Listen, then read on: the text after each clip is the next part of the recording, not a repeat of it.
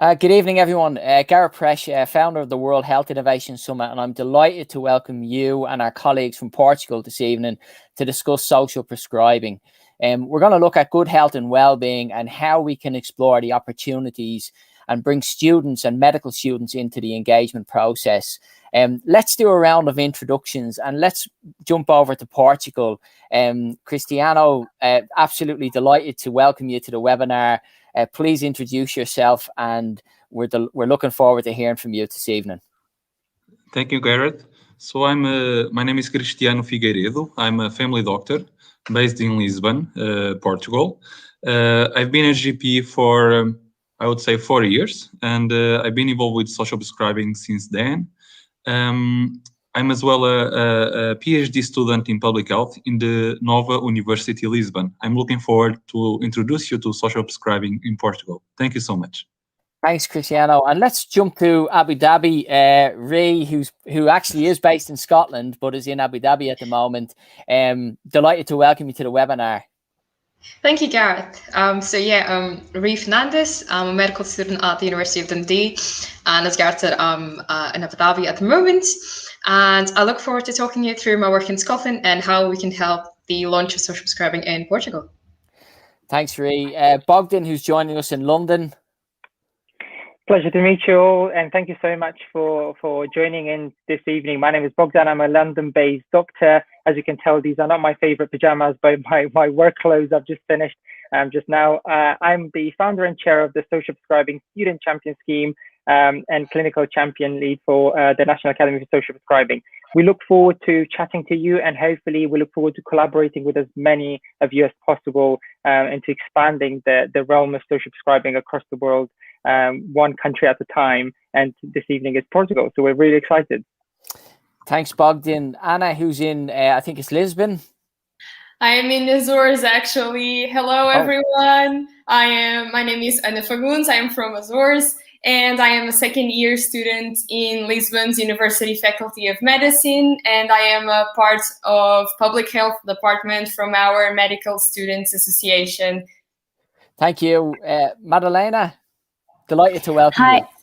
Hi, everyone. Thank you, Gareth. My name is Madalena, and I'm a fourth-year medical student at Nova Medical School in Lisbon. And just like Anna, I coordinate the public health department in my medical student association. And I'm really thrilled to join you all in this webinar. Fantastic. Now, let's start with Cristiano. And Cristiano's going to give us a background of social prescribing and what it means, you know, particularly from a Portuguese context. Cristiano, over to you. Also, anyone listening in has any questions, please do feel free to comment, and we'll put the comments to the panel. Please do. The idea is to discuss and to have all your contributions to the webinar. So let me share my screen. Just a second. Okay.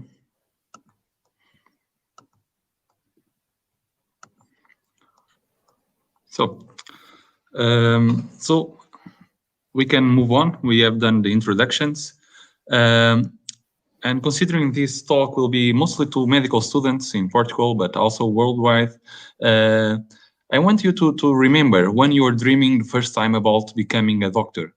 Probably you were dreaming, sleeping, or daily dreaming, and you thought about the idea of caring for your closed ones, your family, the children, elderly people, and you're dreaming about this so hard that you decided to start the way and the path to become a doctor. But suddenly, you have some walls that came in front of you, and that make this path a little bit more difficult. In beginning, when you are a high school student and you dream about becoming a doctor, you think about Grey's Anatomy, and suddenly you have a set of bricks in that same wall that could be the national exams to become a medical doctor, to access university, and they are tough, they are difficult, they demand a lot of work, a lot of competitivity, and then you dream about getting to a faculty. And in my case, for example, it was in 2005. I got to be a medical student at Nova Medical School in Lisbon. Then suddenly you are a medical student and you are studying hard, and your family, the ones you wanted to care for, they look very complex, and you think that what is between you and caring for your patients starts to be a bone like temporal bone or the Krebs cycle, and in the end maybe some neurotransmitters, and it's getting you crazy. You need to study hard, and the patients look so far away and so complex. Then suddenly you become a doctor. After 6 years of medical school, you think you are just becoming to be the superhero doctor that you dream about when you were a child, but then you face problems you didn't learn how to solve. You start having patients in your clinics, in the hospital, that are unemployed. They look for a job. You start having patients that they have money issues, they have financial problems, and they are walking with big debts on their back.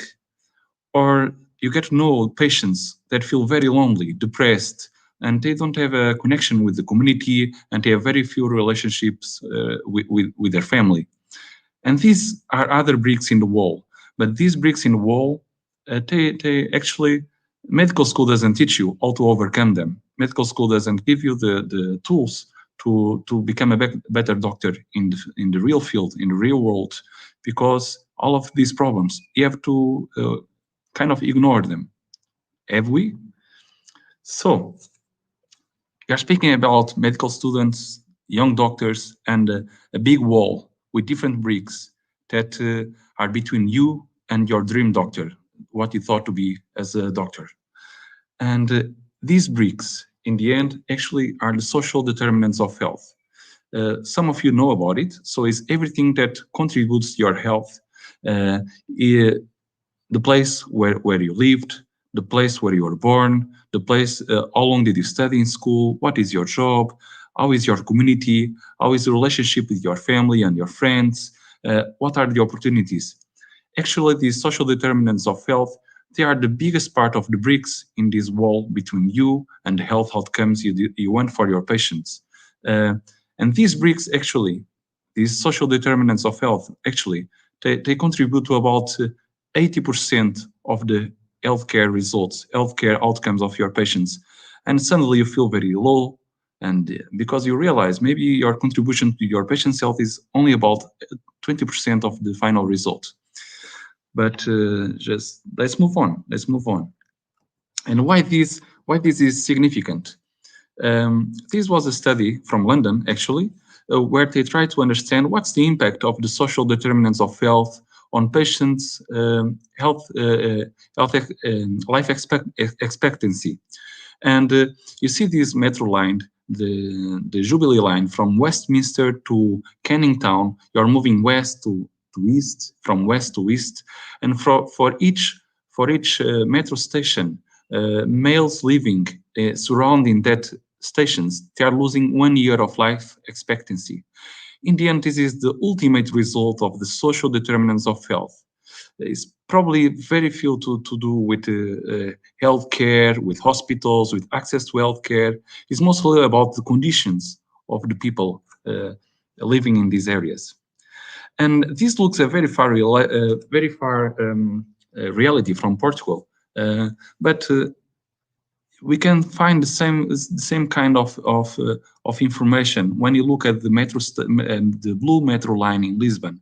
So this is the map of Lisbon with the different districts, and you have the metro line going from north to south. And in the north, you have a metro station that is actually very close to Hospital Santa Maria, one hospital from one of the universities here, and people around there, they live about 8 years long. Okay. But as you move south in the line, people are living less years. And in Santa Maria Maior, a parish that is really close to the Nova Medical School, people live almost 6 years less, or 6 years less than the people more in the north of the town. And this is the consequence of the social determinants of health. And actually, I'm working in this southern station, Santa Maria Maior, around this area. So I feel this in my daily practice as a family doctor, and it make you feel a little bit powerless. So why treat people and send them back to the conditions that made them sick? I really want to think you about this phrase. This is a statement from Michael Marmot, a public health specialist from England, and I think it says everything. So when you get to the clinical practice, you realize that you are just fixing diseases, fixing gaps, and people can come back again because they still live in the same conditions. What is causing the disease is still there, and they are discharged to the community, to the lives they live. So I'm a GP in this GP practice, USF da Baixa, and we are serving about 15,000 patients. And my GP practice, it got quite famous in the last 3 years. I can start, for example, with this TV report. This was TVE is a national channel that did a 1 hour long film, kind of a film or documentary about the work we do in our health center. And another good moment and big recognition by this health center was when the Dr. Tedros from the WHO visited our health center to speak about physical activity.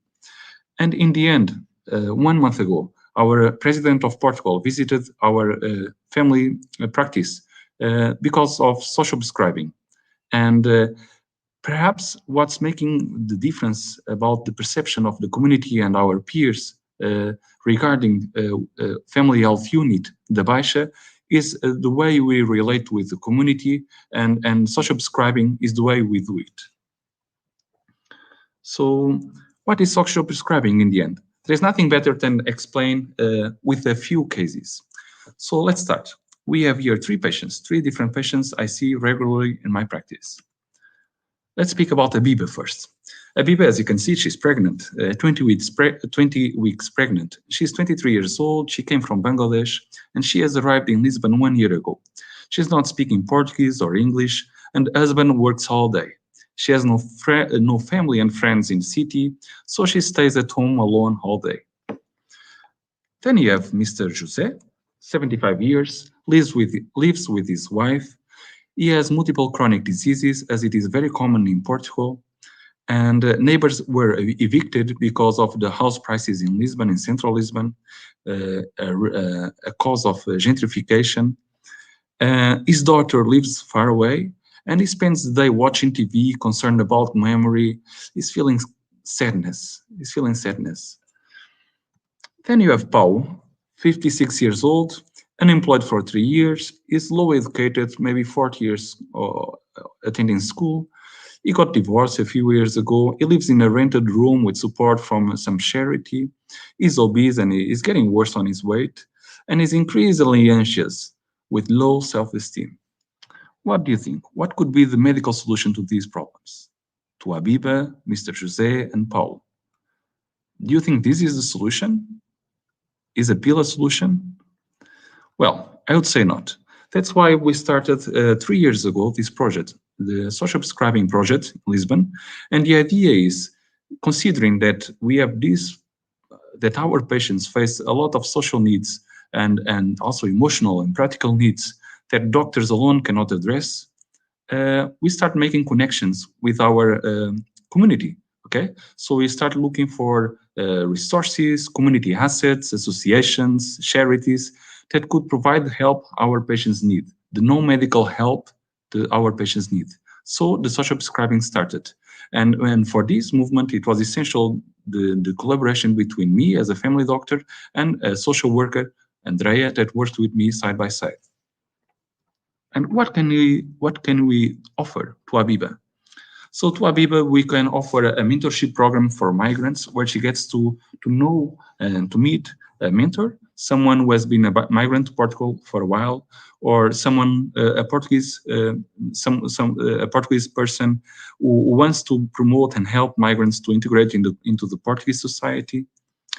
We can, for example, recommend a Portuguese classes for foreigners at these local association, Renovar a Moraria, or you can, for example, suggest she joins a pregnant group in this local migrant association, a pregnant and young mothers group of this association.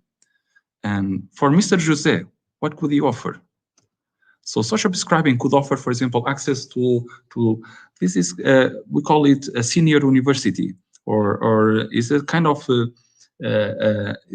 a school or a center where senior people can get access to different kind of activities, physical activities, art activities, cultural activities, lifelong learning. The options are really broad, like practicing Tai Chi, learning how to paint, visiting museums. That's the kind of support this kind of activity provides. Another option could be accessing day centers from the local charity, Santa Casa da Misericordia, where you could spend the day with other elderly people and try to have some activities together, have a talk, visiting places, and probably getting a good meal for the day.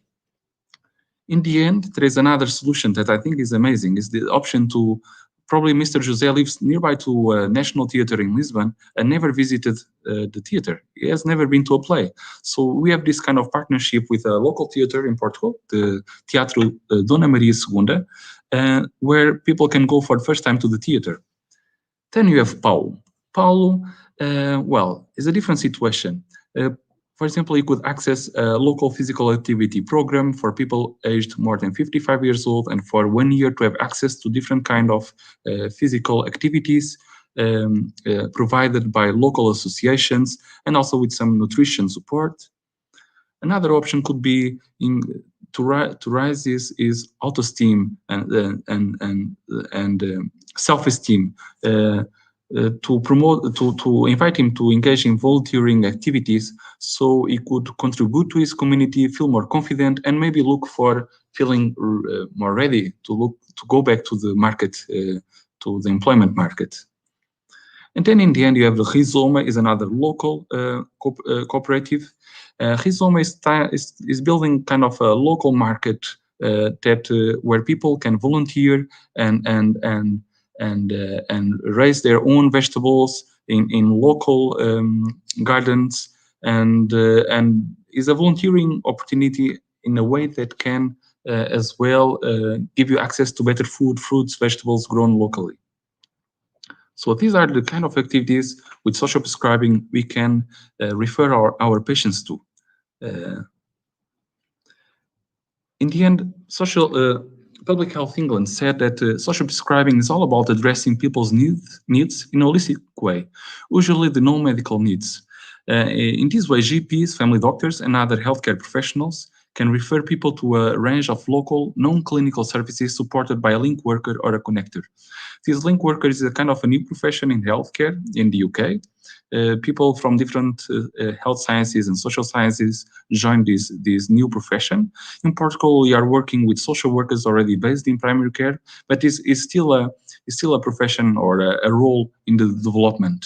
And the most important is, with this kind of link worker, with social prescribing, our patients with their non-medical needs, they can access arts and culture activities, cooking activities, blue prescriptions like walking next to the sea, for example, lifelong learning, like learning a new language, getting new skills in order to access better jobs and get better paid, and that's so important to your health outcomes.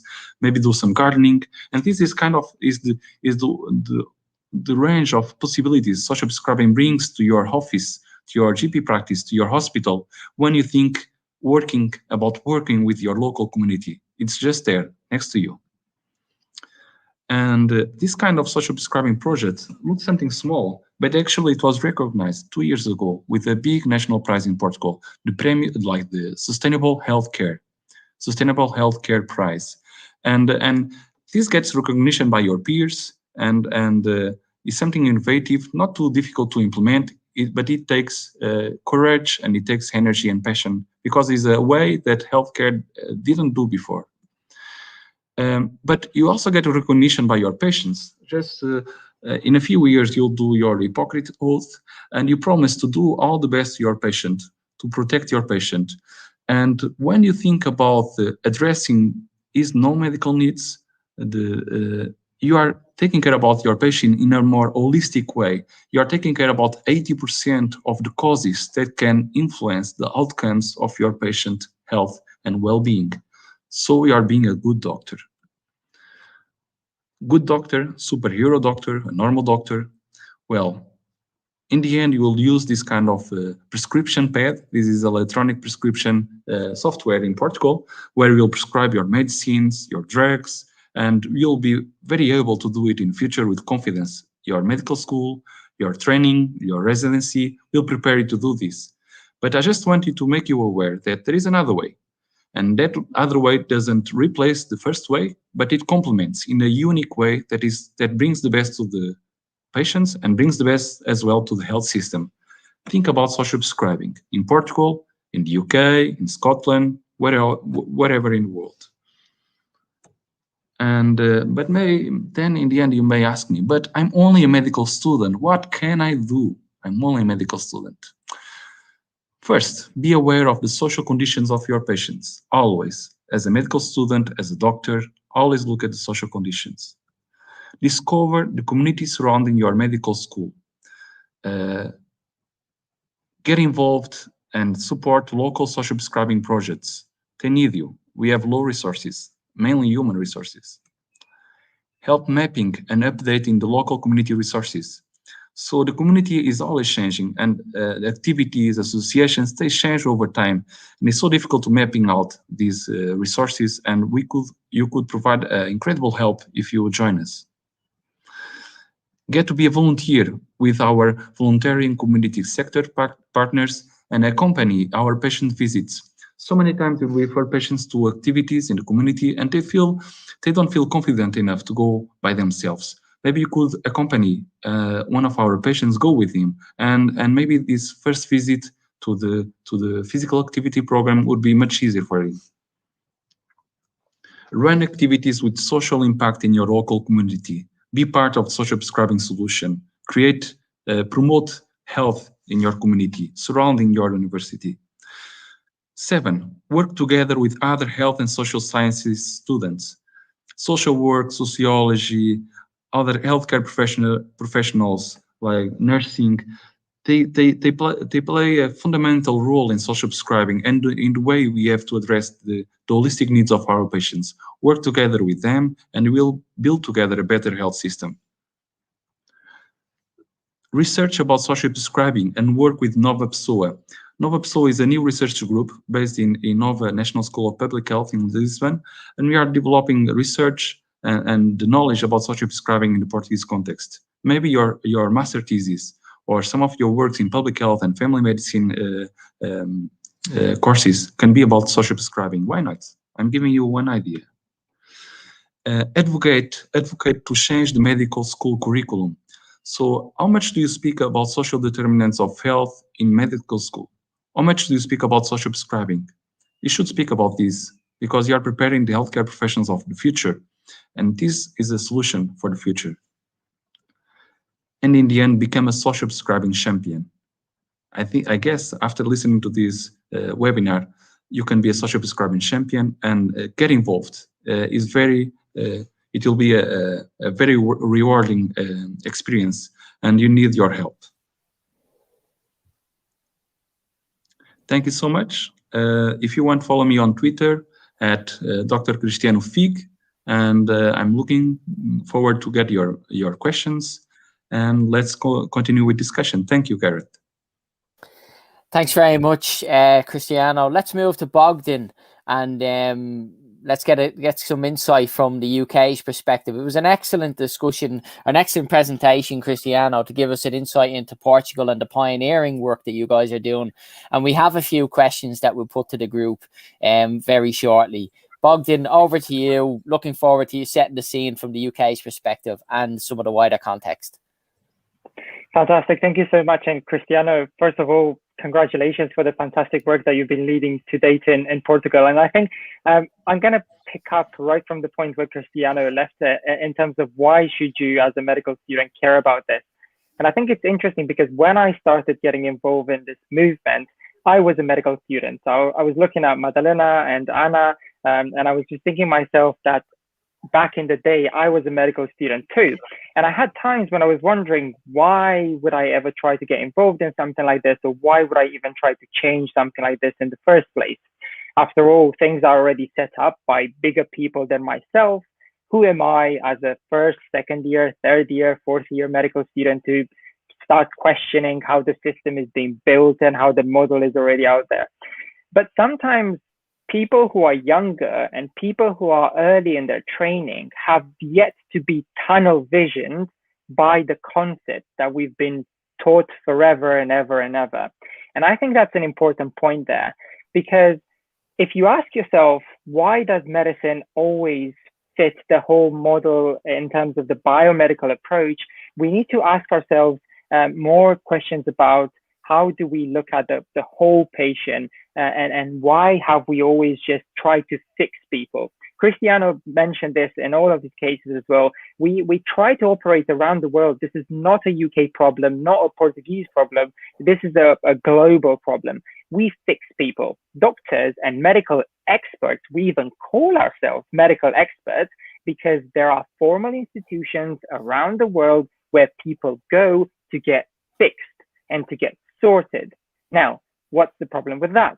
Well, if you go there to get fixed and to get sorted and repaired, that means you only focus on the ones that need fixing and on the ones that are broken already, right? That's a bad word to use, but that's pretty much what we're doing. So what about the ones who aren't broken? What about the ones who are yet to get there in the first place?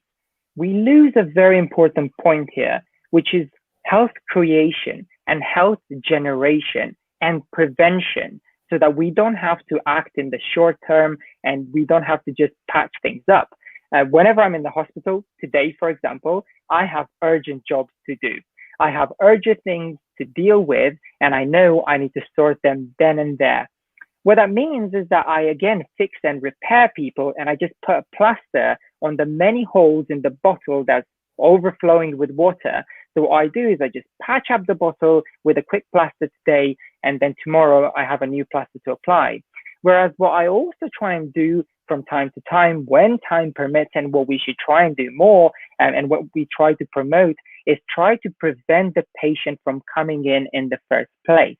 Now, in order to do that, we have ourselves a big challenge on our hands, because the world population is growing. We know that by 2050, those aged 60 plus, so the elderly population, are doubling in size by 2050. And that's scary. And the reason why that's scary is because we get to live longer.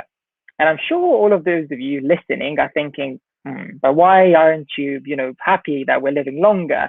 But as you're all, smart medical students, you're already thinking where I'm going with this is this idea that as we get to live longer, we get to acquire more and collect more diseases along the way. And so all the funding will move more towards the chronic diseases and long-term diseases, and not as much as we used to do in the past in the acute scenario in that sense as well. There's also a shortage in the workforce staff around the world, not just the UK, but globally. We need doctors, we need nurses, we need more staff and healthcare professionals in that sense. And the amount of patients that is ever growing and the rise of chronic diseases means we will not have enough doctors. So what we need is the patients to meet us halfway. Now, are we promoting that? Well, ask yourselves the way you're being taught, because often we're being taught to wear white coats, to have our pens lined up in here, and to tell people what to do. Some of you may have even recognized on Cristiano's slides that this is simple advice that people used to always give to patients, go and exercise, stop eating bad food, do this, do that. But the crucial thing about social prescribing, and if there is anything you should remember today, is that telling people something never works. We need someone to empower them, to activate them, and to get them involved in their care, to co-create, to co-design, to collaborate, to meet us halfway, to work together with us to design their ideal healthcare model. Now, when we focus on each patient individually, what that does in the longer term is that it frees up time on us as a healthcare professionals. In the short term, it probably doesn't free up time, But if I invest 10 minutes now, I know I'm going to save half an hour, 1 hour, weeks and weeks after in that sense as well.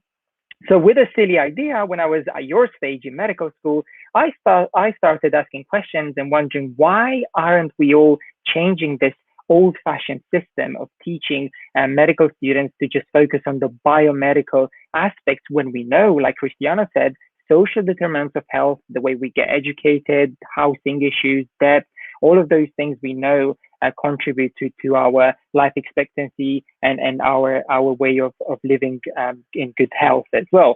So why are we still teaching in those old-fashioned ways? Well, we know medical education lags behind, and we know we can only add as much as we can in the curriculum. So that's when I decided to pair up with some wonderful medical students at my stage, with Rania, that you can see here present, who share a story of herself as well in a second, with some fabulous colleagues from the UK, and we started teaching about social prescribing ourselves. We started trying to change the culture and the way in which we look at patients. And again, I want you all to remember that the introduction from Cristiano's talk about Grey's Anatomy, just remember, why did you go into medicine? Remember the work experience that you used to have, that you used to see blood, and you used to do blood pressure measurements, and you used to feel the heart rate, and it got you really excited. But that's the old-fashioned culture that we've all been taught to be excited about. What about the patient that is lonely, is widowed, and has no social contact? Shouldn't you really be excited that you could pair them up with another patient within the community to help them go to a dancing class, and therefore reduce the medication they're on, and therefore reduce the side effects they will have in the end? And so that new model started, making us all believe that as future doctors, we can advocate for our patients, for ourselves, for our future colleagues in that sense. And we started teaching the subject ourselves. And so the biggest point in here is that you too, as a medical student, can make a difference. And I would say, start challenging those old-fashioned beliefs that medicine is always about fixing the problem, and start thinking about health promotion, prevention. And I saw some facts the other day, and some statistics from the healthcare systems across the world. And the most a country spends on prevention is 6% of their whole healthcare income, which is shocking. That's the most a country spends on it. And that should be raising some flags. And have a look at the other doctors that you shadow in hospitals, and your supervisors, the way in which you're being taught, and have the courage to speak out, put yourself in that leadership position, even as just a medical student, because you too should share the accountability and the responsibility to know what's good for your patients. One of my colleagues in hospital the other day went and prepared some cereals and put some sugar on it for a patient that wouldn't eat unless someone sits next to them. And it required a doctor, because the nursing staff were busy. It required a doctor to prepare the cereal, to give the cereal to the patient, and to keep them happy. And so it's small things like that that you'll see make a difference to your patient. So remember to think outside of the box and start putting yourself in that shared responsibility, shared leadership position as well. And try to change the culture and the mindset amongst your peers.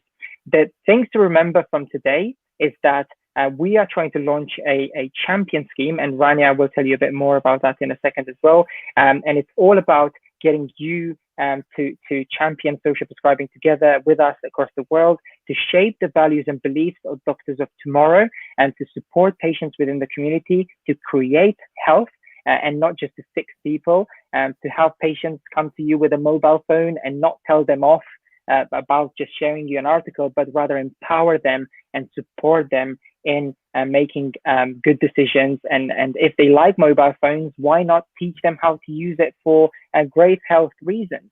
And what you also find, and I'm sure Cristiano agrees with this, is the idea that you will see most patients are really the experts of their own conditions and diseases. I get this every single day. I used to be naive and think that 6 years of medical school taught me everything I could know. But when you have a patient who's had Crohn's disease or ulcerative colitis for 20 years, they know their drugs inside out. They know what upsets them. They know what sets them off. So just listen to them and try to support them within the community and to make informed decisions. Don't be condescending in that sense, because it doesn't help at all, I would say. So the thing to remember about social prescribing is that the link worker model that Cristiano mentioned earlier, link worker or community navigator is essentially a person within the community, like a pharmacist, like anyone, like a nurse, like any other job in the healthcare system. And what we as doctors can do is refer to the link worker, and the link worker has a menu, like you go to the restaurant, and they have various activities on the menu, and based on what the patient likes, what their hobbies used to be, what they enjoy doing, they will simply put them in touch with those community groups and support them to feel enthusiastic and do motivational interviewing and pair them up with those groups in that sense as well. It frees up the healthcare professional's time. It means the social determinants of health and the unique needs of each patient are being met, and it's a brilliant model. It saves resources in that sense as well. And it's a simple idea. So I guess where you come in, we'll move shortly forward to read, but we can answer some questions from you. I think we have some time for some questions shortly, but you will find out soon where you come in as well as a medical student and how you can get involved in this. And we've already got some inspiring colleagues of yours today, Madalena and Anna, and you'll hear from them shortly too.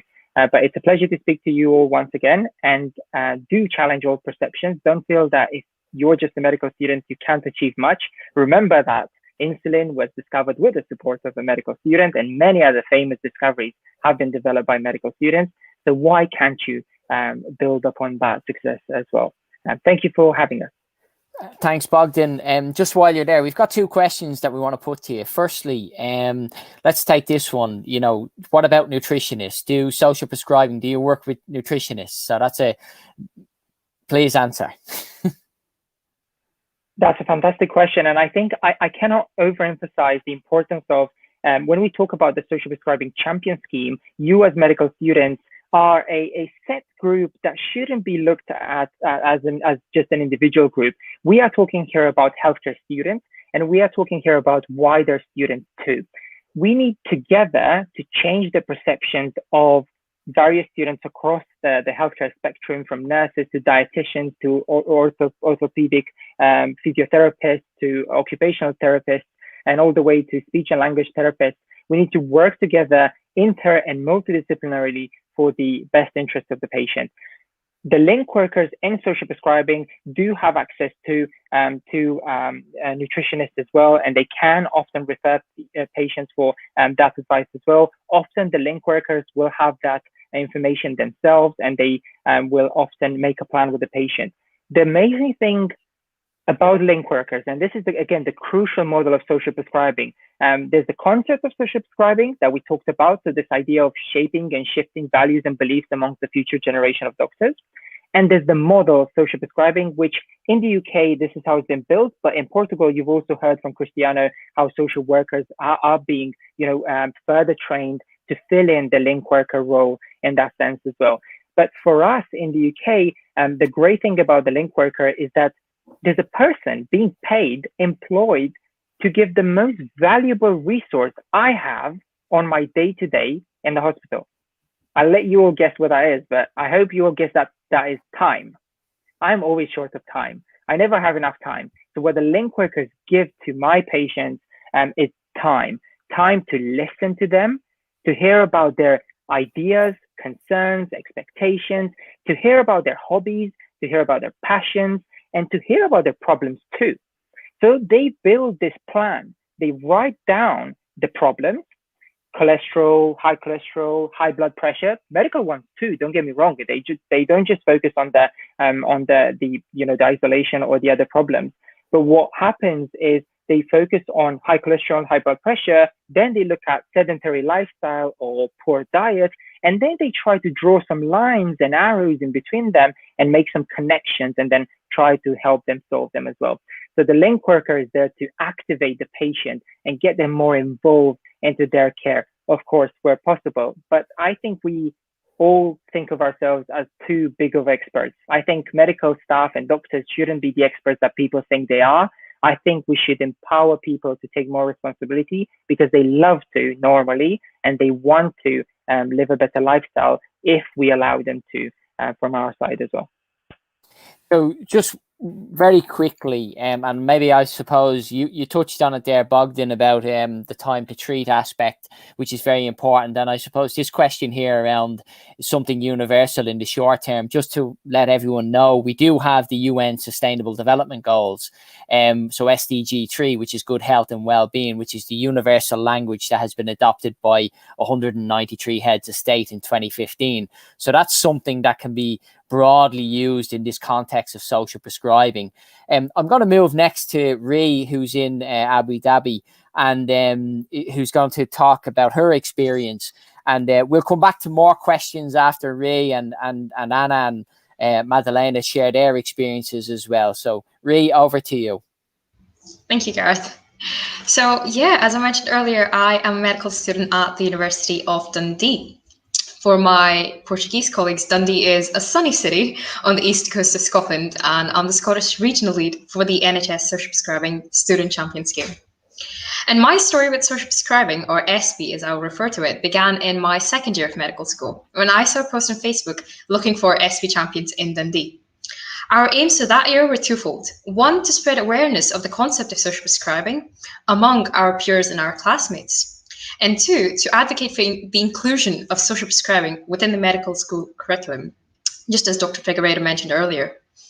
Now, spreading awareness within the medical school was fairly straightforward. With the help of a few link workers and community managers based in Dundee, we delivered teaching sessions that highlighted the need for social prescribing and mentioned a few local resources that patients could be referred to. I then grew within the scheme to a more senior position as Scottish Regional Lead in 2019. My responsibilities have varied slightly each year, but this past year I've taken on 4 different projects related to social prescribing. And one of them is a national survey that I designed to evaluate the social prescribing services in the UK in the context of the COVID-19 pandemic. So we asked GPs and link workers how their practice had changed due to the COVID-19 restrictions and how they dealt with the sudden increase in community referrals. We received some excellent responses and are in the process of writing up that paper so we can share the results and shed some light on areas that worked and areas that can be improved. We are also developing a standardized online learning module that can be accessed by junior doctors who wish to learn more about social prescribing. And this will cover some basic introductions to the concept, links to useful resources, but also offer guidance on identifying the kind of patient that would benefit from a referral to a link worker. So I'll tell you a bit now about how the SB scheme runs in Scotland. And it runs the same way all across the UK, because that's how Bogdan set it up. But in Scotland, we've got 5 medical schools. And each year, we aim to get about 5 SB champions from each of these medical schools. Usually, these champions are medical students, but as of this year, we are also open to allied healthcare professionals, or AHPs, as we call them in the UK. So that could be physiotherapists, dietitians, paramedics, and other AHPs. And these champions have their own roles and expectations that are laid out at the beginning of each academic year. And they spend the whole year usually working within their medical school to achieve these aims. However, this year, as we all know, has been a very different one for many of us. So all of my champions from across all the Scottish medical schools were together to host the first ever Scottish Social Prescribing Student Conference.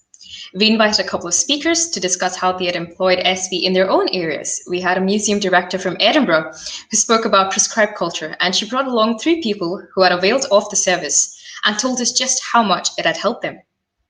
We also hosted a few case-based discussions and then wrapped up the day with a little quiz. Overall, the conference was very well received and encouraged some excellent conversations about a Scottish SB network. Now, the Scottish SB network is something that goes slightly beyond the remit of a medical student because it involves individuals at various levels, all the way from the community or grassroots levels to a more legislative position. But we hope that this will help formalise a structure to how social prescribing is carried out in Scotland, and subsequently unlock a few resources and funds to allow for these services to expand and accordingly cater to the needs of the community.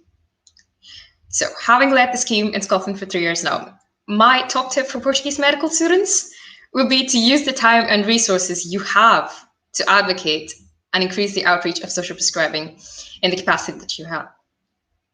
This could take the form of setting up a society within the med school. You could highlight the progression of social prescribing in Portugal via webinars and events. GP placements are an excellent way to see SP in practice, and this could even form the basis of a case discussion that would further highlight the need and applicability of SP to that particular case. I'm aware that currently social prescribing is only practiced in Lisbon and not all over Portugal. But as the movement catches on and the Portuguese SP network is established, it would be nice if medical school students across the country could connect with each other and offer insights on community resources specific to that area. For the academically inclined, you could also get involved with research and the research aspect of social prescribing. For example, if any of you are keen to evaluate the Portuguese social prescribing service and how it helped the community during the pandemic, please feel free to get in touch with me or Dr. Figueiredo, and we'd be more than happy to point you in the right direction. In the UK, we also have a national conference coming up on the 12th of June, which will have a section specifically dedicated to international social prescribing. So far, we've launched SP in Australia and now in Portugal. And despite the variations in healthcare systems, I'm sure there are lessons to be learned from each region. So yes, that's me, and thank you for having me. Thanks a million, Ray. Let's move to Madalena in Portugal. Delighted to welcome you. Thank you, Gareth. First of all, let me congratulate Cristiano, Bogdan, and Rania for your wonderful presentations. It was really a pleasure to hear from your experience and knowledge. And now, me and Anna, we would like to share with you some activities our Medical Students Association offer, so that we can start interacting with the community and interfering positively in their health.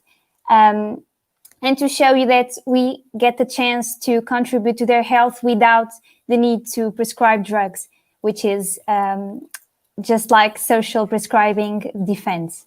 So I'd like to share with you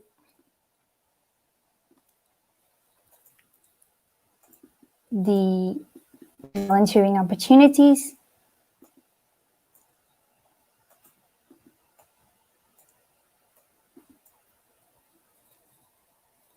So, the first volunteering opportunity is called Marca Mundos. In English, this means leaving a mark in everyone's world. And this project was created in 2014. It's just coordinated by medical students. And since then, it has given many students the opportunity to engage in volunteering projects, not only nationally, but internationally. And Marca Mundo's main objectives are essentially contributing to the education for health in the Portuguese population and internationally also, and raising awareness of the humanistic values a future doctor must have in order to become a good physician. Now, the second project is Walk with a Doc. This project was first implemented in the USA in 2005 and arrived to Lisbon through the Baixa's Family Health Unit, where Dr. Cristiano works as a physician. And the main objectives of the project are essentially promoting physical activity, improving quality of life, and also preventing disease. Basically, Walk with a Doc occurs once in a month. It consists of two parts. First, we have a short presentation that occurs inside the primary care unit. And basically, this session is about a relevant health topic. And it is followed by a 1-hour walk through the streets of Lisbon. And during the walk, the population has the chance to ask the physicians questions about the topic, the disease that was developed during the session, and promotes a contact between the physician and the population. So in 2020 arose the chance of incorporating the medical students in the project, so that we could start contacting with the people and interfering positively in their health. But unfortunately, due to the pandemic, the sessions were temporarily cancelled. But we hope to maintain this collaboration this year and maybe start new walks in September. The last project is a homeless support volunteering project in a collaboration between Comunidade Vida e Paz and our Medical Students Association. It is dedicated to homeless people and people living in a socially vulnerable situation in the city of Lisbon. And it aims to help these people reconstruct their lives and recover their dignity. Basically, the medical students can help and can participate through the distribution and preparation of food, water, blankets, clothes during day or night shifts in the streets of Lisbon. So these were only 3 different activities. There are a lot more, but I thought this would interest you the most. And as I said before, with these examples, I just wanted to show that we medical students can contribute to the community's health without prescribing drugs, which we cannot do so far, and we are not able to do yet. But we can make a difference in the life of the people we help. Fantastic. Thank you very much, Madalena. Anna, from your perspective, we're looking forward to hearing from you. Thank you so much, and hello again. First, I would like to thank Dr. Cristiano, Dr. Bogdan, and Rania for the time they so marvelously dedicated to us today. Thanks you too, Madalena, for your presentation. And I am here to show you some of the activities we in my faculty we have for you, especially focused on what is important to this webinar. I am presenting you volunteering opportunities that will really put you on the field eye to eye with the people you will cure in the future, certainly with meds, of course, but you can now start healing people with yourself and really with your time. And so the first project that I would like to show you is Medicina Mais Perto. Translating it, it is Closer Medicine Islands. We are very glad to present this project as now part of AEFML programs and the first place project in AEFML's Euregime 2021 activities affair. This project takes you on a plane closer to one of the most neglected populations of our country, the islands one year in Madeira and 1 year in Azores. Medicina Mais Perto comprises, firstly, school teaching moments in which we have interactive and dynamic presentations about sexual and reproductive health, sexuality, antibiotics, healthy habits, mental health, human rights, basic life support, and drugs of abuse and dangerous consumptions. Secondly, we have a population sensibilization and tracking for cardiovascular diseases, diabetes, etc. in small local villages, in some door-to-door actions, or now with COVID, window-to-window actions. And last but not least, we still have night sensibilization, in which we sensibilize population for STDs and sexuality matters. And only this year, and even with COVID restrictions inhibiting trackings, we reached 4,000 people in 3 Azorian islands while making friends and having fun ourselves.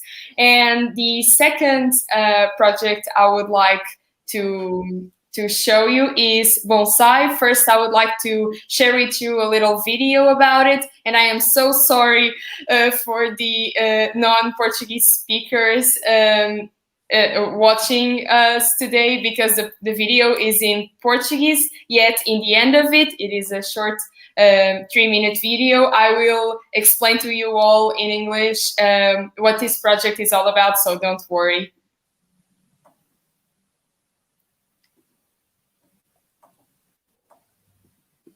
Are you watching the video? Because this opened a new window.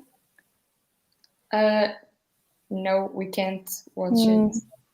Okay. It's not a problem. So the bonsai project requires time and taking care of others, as it is a peer teaching educational project that aims to bring to the young kids in ideally the most deprived areas of Lisbon, but in the community around our medical school as well, teaching and tools that help them to live life in a healthier way and creating a future with better prospects. It focuses on 4 main thematics: which are sexual health and mental health, human rights, and healthy lifestyles.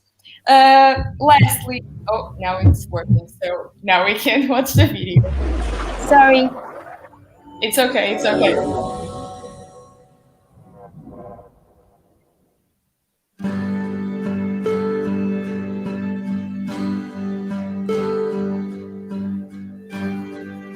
É difícil ser adolescente.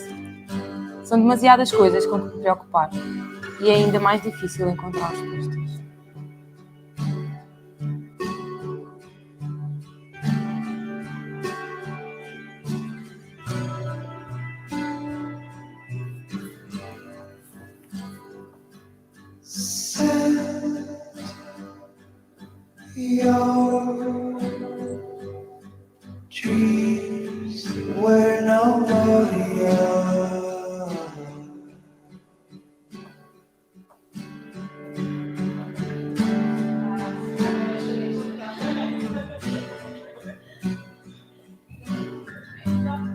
Acreditamos que a educação é o verdadeiro motor do mundo e que os comportamentos dos mais jovens são influenciados em larga escala pelo exemplo dos seus pares. Por isso, é essencial aproveitarmos as competências do estudante de medicina para a formação dos jovens e de um mundo que os rodeia. E é nesse espírito que nasce o Projeto Bonsai, um projeto de educação pelos pares, que pretende levar aos alunos de escolas das zonas mais desfavorecidas de Lisboa ensinamentos e ferramentas que os ajudem a viver a vida de uma forma mais saudável e a criar um futuro com melhores perspectivas. Traz a oportunidade de ser formado e dar formação num dos seguintes percursos à tua escolha: saúde sexual e direitos humanos e saúde mental e comportamentos saudáveis e de risco.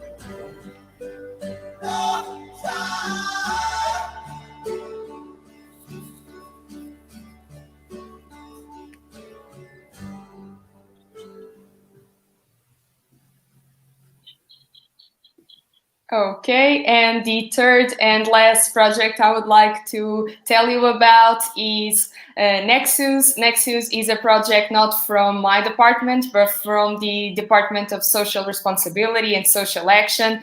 And it is a continuous volunteering project that aims to help children and teenagers in socially deprived neighborhoods of Lisbon in order to bridge the gaps and inequalities in education and socio-cultural development, which so often passes by. Thus, once a week, students from our medical school go to partner institutions to carry out various activities such as study help for these kids, and health and citizenship sessions, and even more playful game moments, and even artistic dynamics. So these were the three activities I wanted to share with you and tell you about. So now you probably have some curiosity to know more about them. And now me and Madalena can share our vision on the Lisbon Social Prescribing Student Champions Scheme. Madalena? Yes, thank you, Anna, for your presentation. So about our vision on the Lisbon Social Prescribing Student Champion Scheme.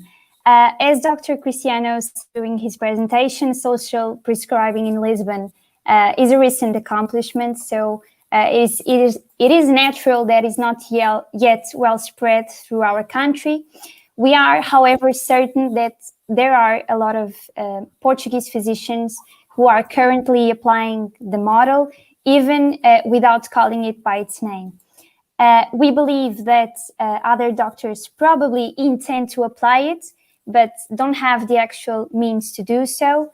And of course, this limits their contribute to their patients' health, and when pills or drugs are not the recommended treatment or the right treatment, this is a great limitation that we need to go beyond this barrier. But most importantly, I believe that we as medical students, and hopefully one day as future doctors, we are the future generation. And so we definitely have to start thinking out of the box. Just like Bogdan said, We can start by joining forces and introducing social prescribing in our curriculum. That was a suggestion from Rania. And step by step and following your steps, Rania and Bogdan, improving. I think this way we can improve the quality of our future patients, and this should be our main goal. For that reason, we believe that creating a Lisbon Social Prescribing Students Champion scheme is almost mandatory. And what would that be, you ask? Well, it is basically a group of medical and non-medical students interested in this topic who evaluate and study ways of implementing the social prescribing plan in Lisbon all throughout the studying years, and then to the primary care units, to the hospitals, and to the clinics. And it was exactly because you can start now acting aligned with the social prescribing scheme that today we presented you some of the volunteering opportunities that you can find within your students' association. You can now start counsel patients in order to engage in social activities for their own sake. You can now join them in this journey, and by being closer to people, you can learn their biggest needs and grow in order to serve them the best way possible in a very near future. Thank you so much for your time, and now we are open to every question you may have. Thanks a million, everyone. Anna, Madalena, superb presentations, Ray and Bogdan, Cristiano, just fantastic to get an insight into how Portugal is moving forward, shall we say, and accelerating this, shall we say, seismic change. My question is to the panel, really, how big of an opportunity is this? I mean, you know, in terms of an opportunity of value creation, new jobs, Portugal, UK, for example, has lost over 400,000 jobs in the last year. Is this an opportunity to create new and meaningful jobs? I'll put this to Bogdan first. I think this is huge, to say the least, and I think the enthusiasm portrayed by both Madalena and Anna should inspire you all, because it has inspired me. I've been clapping here in the background, just applauding at their enthusiasm. I can literally see myself in them, and I can see myself in the past. And I really hope you will join this movement. But just to answer Gareth's question, I truly think it has the opportunity to help us invest into the health of people, and by doing that, we empower local communities to create more jobs for people. We empower the local communities to build upon the existing things that are out there. We're not saying we are there to restructure everything. We're simply saying that we are connecting the dots, like you did in your childhood with those silly books with connecting the dots. The dots are already out there. If you want to get the final piece, the final drawing, you just have to connect the dots. And I think that's what we have to do in here. And it provides a huge opportunity, not only for the jobs that we create in the local community, for the people that are being supported through this, but it provides us that hope and that desire of pursuing medicine, and that we always want, that we always had. This is why we went into medicine. We went into medicine to help people, be it through, supporting them within the local community or by prescribing antibiotics. I believe both are equally important. But brilliant question. Thanks, Cristiano. From a Portuguese perspective, how big is the opportunity? I mean, you guys are, coming out of lockdown, a massive opportunity to improve people's health and well-being through sunshine, through activities outdoor. Portugal is a great place to embrace a wellness sector, and for good health and well-being. It's a massive opportunity for Portugal. I'm on mute, sorry. So definitely, I think social prescribing is a huge opportunity for the health sector, but also for the social sector to create new jobs, create new opportunities, and improve the quality of life of populations. After this crisis, you realize the health system, the way it is designed, is not answering to the needs of our patients, and very frequently we invest all the money in the biomedical technology, biomedical professionals, and maybe you should start to engage and invite other players to the system, to the health system. So the health of our patients depends on so many issues, so many factors that the health system cannot address alone. That definitely, if we start engaging social prescribing, and if we disseminate social prescribing as a core part of the NHS, the Portuguese NHS or the UK NHS, many jobs will be created, and also many jobs at the community level will be created. Let's give something more specific. The way you developed social prescribing in Lisbon was mostly about empowering and getting social workers based in primary care to take on the model, okay, to follow the model, and there are so few social workers in Portuguese health system, so few. So because health leaders, politicians, even the population doesn't recognize the need for someone linking the dots, for someone connecting the health sector with the community sector, and social prescribing is bringing some attention to this gap service, and for the future, we realize that the patients that suffer the most with pandemic are the patients that were suffering the most with chronic diseases before. They were always the most disadvantaged people, coming from poor backgrounds, lower opportunities in their life cycle, and we should actually address the causes of disease and avoid always using the plasters to fix the what is broken, and we only can do this working with many professionals at the community and in the health sector, and opening the game for other players, okay? Social workers, occupational therapists, many people from social sciences and healthcare, nutritionists, so many people can contribute to this movement. Let's make our health systems better for the future. Thanks a million. And I wanted to bring up a question for Ray, just in terms of one of the comments that's come in. And can you explain more about the championship and how do we get started? And I mean, that's the student scheme. I know Bogdan came up with the concept, but you've been leading it in Scotland, and it'd be great to get an insight. Yeah, absolutely. So I think the way to start first is by recruiting your really eager and keen medical students. And Madalena and Anna can be the primary point of contact for their respective medical schools. And that will really help generate some sort of enthusiasm and get some foot soldiers on the ground, if I may say so. And the more hands you have on deck, the more chances you have of getting the word out there, getting the message spread. But obviously, those are my thoughts from the Scottish perspective, from the UK perspective, and it might have to be adapted to the way medical school is structured in Portugal. Thanks a million. And I just wanted to ask Anna, from your perspective, do you think it can be easily transferred? Well, I guess we will face, of course, some challenges as we face always when we try to implement something new. But I really believe that the students are motivated to these kinds of new opportunities, new plans, new schemes, new ways of practicing medicine.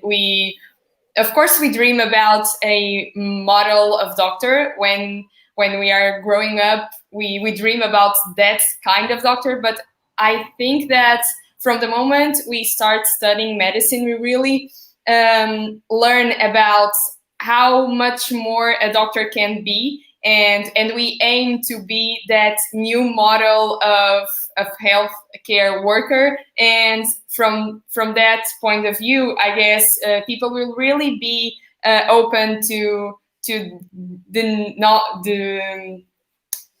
novelty that social prescribing is, and the good impact it will have on people's lives. And I will, of course, share with the viewers today the emails from my department and Madalena's department, so you can really contact us, and we will share with you the Facebook page we will create, so we can start engaging together and joining perspectives, so we can really start working in this social prescribing champion scheme here in Portugal. Excellent. Anna, do you want? Sorry. Anna, do you want me to share with the Yes, please. The email. Sorry, Gareth. Yes, no problem. We can pop all those in the comments. I was going to come to you next, Madalena. We're going to do a round of final thoughts to everyone, 30 seconds each. I just wanted to kind of get a perspective from you where, just tell us what the next 12 months to 24 months looks like and what would you like to see happen? Okay. So first of all, thank you all for watching this webinar. I'm very excited to start something in Lisbon. Me and Anna, just like I said, I think we're going to face a lot of challenges, but we're ready to do that. And we just want you to show your interest and join us. And I think we will work together. And maybe in a year, we'll be joining together again, and with a lot of work done so far. And that's my perspective. Thanks a million. And let's go to Ree. Final thoughts from yourself. Next 12 months, 24 months. What do you see happening? Well, I see an explosion of the social prescribing movement in Portugal, both in terms of the student perspective and getting the sort of student champion scheme up and running, but also having a Portuguese SP network. And considering we're currently working on the Scottish SP network, I think it might be nice to see them go side by side and sort of progress. And that's what I'm really excited for over the next year. Fantastic. Cristiano, some final words of wisdom from yourself. Please share. Certainly. So I was astonished with the passion shared with here from medical students. And I just remember when I was a medical student, I was always looking for opportunities for volunteering, to get engaged in community activities. I didn't know I would become a family physician. I didn't know I would become a social prescribing pioneer in Portugal and so many other roles. But that passion is essential. I wish sometimes I could just grab all the students from medical school, maybe in the early years, and move that passion to the medical center, to our medical centers, with the knowledge necessary to become a doctor. Because I guess with the time in medical school, sometimes you lose the passion, and you need to fight against it, because the way medical school is designed is so biomedical, with so few opportunities to get to know people, to get to know your community, to get to know what is essential about being a human being. So somehow social prescribing can fill that gap and keep you motivated and passionate about medicine. And maybe in the future you'll become a proud family doctor, as I am, or maybe a hospital doctor with some community sense, and that's very essential. So I'm really looking forward for this student scheme, and you are the future of healthcare, and hopefully I will get to know you personally in the future. Thanks a million. And Anna, some final words from you. I guess my final words are really the hope I have in order to in some years, I believe we will have a country in which in primary care units and clinics and hospitals we can really prescribe along with meds social activities and artistic activities, and make that a normal thing, make that a everyday thing, and I guess that's really possible, and that we can really teach people how to do it in our medical schools, and I am looking forward to it. Thank you all. Thanks a million. Bogdan, some final words from yourself in London. Well, look, I think there's not much to be said from me, because I think you spoke about some challenges that might arise, but with what we've seen today, I don't think there's any challenge that will stand in front of the students from what we've seen today. And I think it's truly a revolution of the students, the younger generation, leading the pathway forward and shaping those values and beliefs for the future. In 12 months' time, you mentioned a few years' time, I believe 12 months' time, you'll be at the forefront of leading this across the world as well. We look forward to welcoming all of you to work as part of our global alliance to promote and build upon this movement internationally. And it is through people like yourselves, enthusiastic and passionate about change, that we will help patients to live the best possible lives they can live. So thank you once again for tuning in. and it was lovely to hear such passionate and enthusiastic people speak. Thanks a million, Bogdan. So it's just down to me really to finalise and just thank everyone for tuning in, all the students and everyone who's watching this if it's pre-recorded, or sorry, if it's on record. We'll publish this across podcasts. It's available live on YouTube, Facebook and Twitter. Please do feel free to share it. For those links, the Global Social Prescribing Alliance, you can find us on the web and also wis.uk. We'll post all those links and email addresses in the comments, so you'll be able to connect with people online. I would just like to say that, you know, there is a serious opportunity here in terms of the future of healthcare, embracing Sustainable Development Goal 3. We also have to look at the future in terms of, as Bogdan mentioned, you know, climate change, you know, the serious challenges. We have an 18 million staff shortfall, but that's an opportunity to create new and meaningful jobs in the community. And then look at the population growth. We're almost at 8 billion. We're going to hit 10 billion, as Bogdan says, by 2050. Let's start to plan. Let's start having the vision. What do we want for the future? Let's not be reactive. Let's be proactive. We certainly have all the solutions in terms of our brain power, our knowledge, our wisdom. Let's share it. Let's use this opportunity and let's use these new platforms to embrace that change. I'll just close with that, and you can get in touch with us across the line, as I said. And thank you very much for joining this webinar, and we'll have future webinars published very soon. So thanks, everyone, and we'll close this evening. Thanks.